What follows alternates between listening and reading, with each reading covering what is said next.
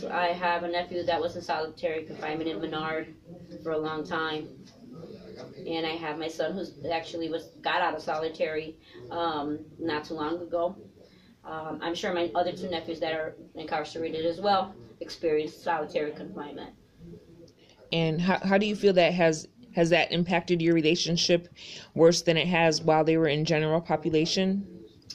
Yes, the reason why I say that, and as far as isolation, I'm a survivor of domestic violence, and I'm out here in the world, and I isolated myself in my own room, and how it plays the effects when you're locked up in a room like that.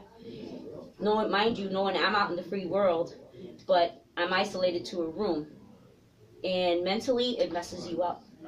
You start seeing things, you start hearing voices, and you try to calm down and like say this is not happening, and not being able, and mind you, me being in that room, I can imagine what it's for them that they have to be there all the time. Me, I was able to at least come out of my room and use the bathroom, but I would go back because I was closing myself for other issues, But imagine that on somebody else that's in jail doing that. For like a year or 2 years. Like my nephew example, he was in solitary confinement lots of times for a year, for a month. So I imagine what it did to him mentally. How does one stay sane?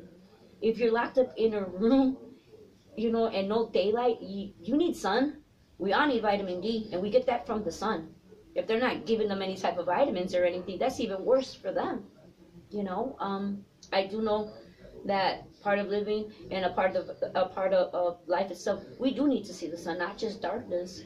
I believe that when people are put in segregation like that, not even animals deserve to be caged up like that. I'm sure I know that they get out.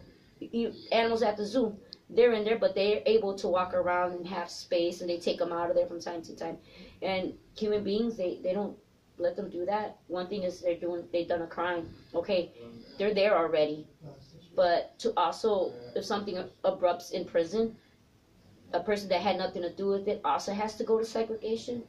Really? It shouldn't be that way. It should be exactly for the person who started it should be taken care of. Don't punish everybody else. Yes. And for me, the mind is a terrible thing to waste. But by secluding somebody like that and having them in a room, in a cell, it's dark, nasty, great, it's gonna mess them up mentally. It does. It takes a lot of work to get yourself back to where you're at, because time goes by. Time goes by, and all you know is this one room. This is your life, this room. To come out of that room and to come out into the world and see that plays a big yes, it does. Everything all over again. So when your family was incarcerated, was there a difference between while they were in general population and in seg or solitary as far as being able to communicate with them or visit with them? My son just got out of the hole, as they call it, because of some incident that happened at the jail. And I went to go see him. I didn't know he was in the hole until I got to the gate, and they told me it's not regular visits, it's just everybody's a seg, and it's only immediate family. And I said, well, I'm the mom. So I got to see my son, and I got to spend time with him, and I seen him acting differently. He was sad. He was sad. Were you able to have physical contact with him? No, through a glass. I would love to have physical contact with him. I used to hug my son, but unfortunately that doesn't happen. It was through a thick glass. And I seen him, he was sad. It just, his mind, we're talking, but you could see that his mind is somewhere else. He's thinking somewhere else, I don't think that's a good thing. I really don't know why they plan to, why do they punish people and said for so long? I don't believe that is going to change a person. I believe that is going to destroy their minds mentally. That when they come out of there, they come out more aggressive, with more PTSD, not trusting. What happens when they come out of the hole and then they get released and they come out into the world? Will they get the help that they need? As a survivor of domestic violence, when I was in a bad place and I lost myself, I couldn't function as a person, a parent, or a mother. It took a lot of work to get to where I'm at, even today. I say to myself, as far as my abuser is concerned, he suffers from schizophrenia. Am I in danger? Am I scared of him? Yeah, I'm kind of scared of him. You want to know why I'm kind of scared of him? Because he's been in jail, and they should have gave him at least options to seek the help that he needs. He should have had help. Yes, to seek the help that he needs.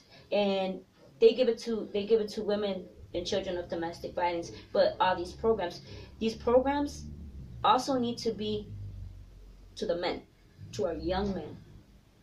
It should be fair, so that there can be an alternative. Yes, and for them to have a different perspective, to deal with their own emotions. You know, even why they went there, to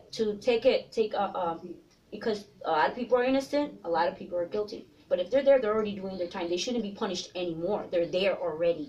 Yes. And what happens is they come back out. It takes a lot. They don't have nothing for them. They don't have enough like they do for women of domestic violence and children. We need something to help our men, our young men. I would like to see changes in the system when it comes to people incarcerated, because like I said, you know, there's a lot for women and children. What about these young men? Young men, they're vital to society, because how do we expect to multiply if when they go to jail, instead of getting the help that they need, and they come out more upset, and then they go back in, it's because they've never received the help that they should have gotten while they're the first in time. there.